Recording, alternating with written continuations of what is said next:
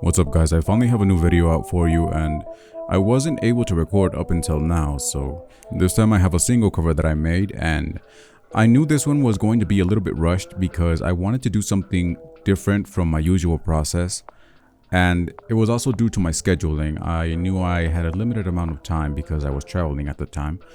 But anyway, about this project, I knew that I wanted to paint a little bit more. It was for more than one reason. Other than just wanting to break up the routine, I wanted to add a bit of a different texture this time, because you're going to notice that I didn't find a photo that had even better quality for Gangsta Boo. So I kind of had to settle and I had to sort of work around it, and I had to go for something that had a little bit less texture, or a texture that looked like it was painted. That way we can sort of hide the fact that her photo has less quality. Now, something I want to point out is the fact that since she's from 3 6 Mafia, I figured that it was in the project's best interest to have the artwork zooming in on her face. That's sort of the reason why I ended up making her picture larger, despite the fact that the photo didn't have much quality. And as we all know, if you try to make a crappy quality photo even larger, it'll look even more crappier. But I figured it was kind of worth it because, well, like I said, she's from 3 6 Mafia, and having her face immediately visible would be beneficial to the project. The client was very specific about how he wanted this project to feel. He said he wanted something that feels dark, and at the same time, the title of the project is Smokin', so naturally I went with a smoke theme.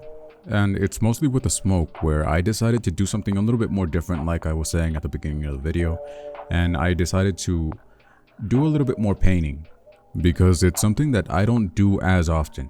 I mean, I do paint in the rest of my artwork, but it's very minimal. And here I really let it show that it was kind of painted. You can sort of tell in the way that it's not really perfect. Now, I'm not trying to excuse the lack of technique, because truth is I don't paint very often, and that's something that I really need to get more practice with.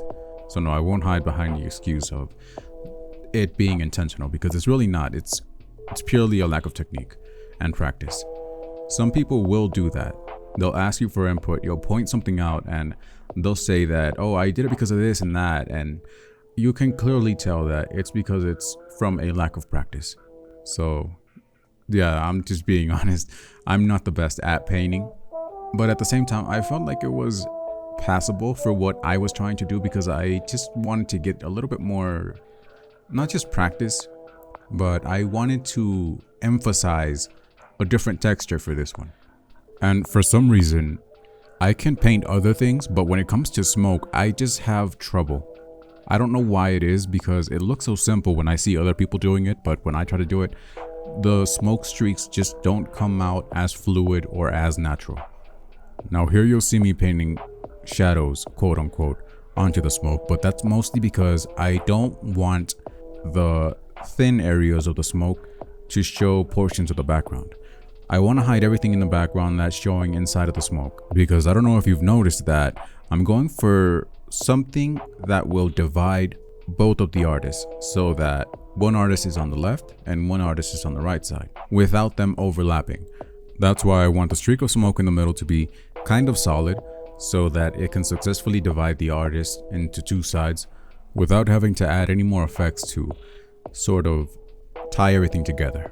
Now the skull isn't really finished. I don't think I finished it while I was recording, because I just had to wrap this up, but I was using a reference image to the side that I could just look at and try to recreate while I was painting it, so that I could, gain more practice and also get that painting texture that I was talking about. So yeah, I eventually went back and reworked it a bit, just continued working on it until it looked convincing. That's pretty much how I do anything that's kind of new to me. Now you'll see me messing with the lighting. I'm really trying to give the impression that the lighting is coming from the middle. That's actually why I ended up flipping his image so that the bright side would be in the middle rather than on the edge. And whenever I'm making something dark, I usually lower the saturation on the main photos, because whenever you're in a dark environment, you can see this even in movies, for example. If you're in a dark environment, the colors aren't as vibrant, unless it's coming from strong lighting or something.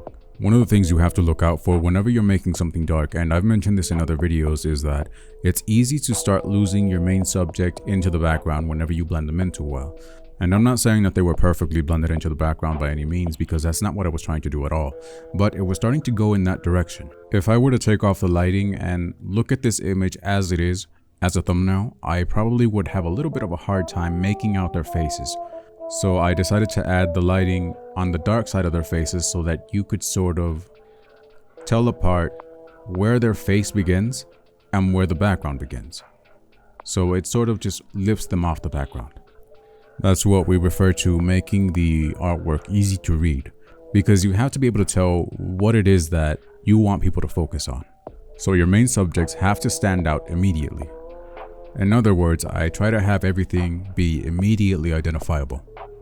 From here on out, it's just more of the same. The only thing that I could possibly go over now is about the lettering. I basically waited until the end so that I could borrow some of the colors from the artwork itself. And I distorted the main lettering a little bit just so that I could, add a little bit more fluidity to it. I don't know. I just felt it looked nice and I ended up going with it. I don't know, there's not really anything technical going on with it. But yeah, that's pretty much it. Let me know what you thought of this video, and if there's anything specific you'd like to see on this channel. You can see all of my social media to see all the stuff that I'm on, because I do post different things on pretty much every one of those platforms. So on Instagram I'll post one thing, on TikTok I'll post another, and so on. So yeah, you might want to check those out just to see if there's anything that might interest you to look at, or I don't know. That'll be down in the first comment. Or in the description, both of them, fuck it. So yeah, I'll see you guys in the next video.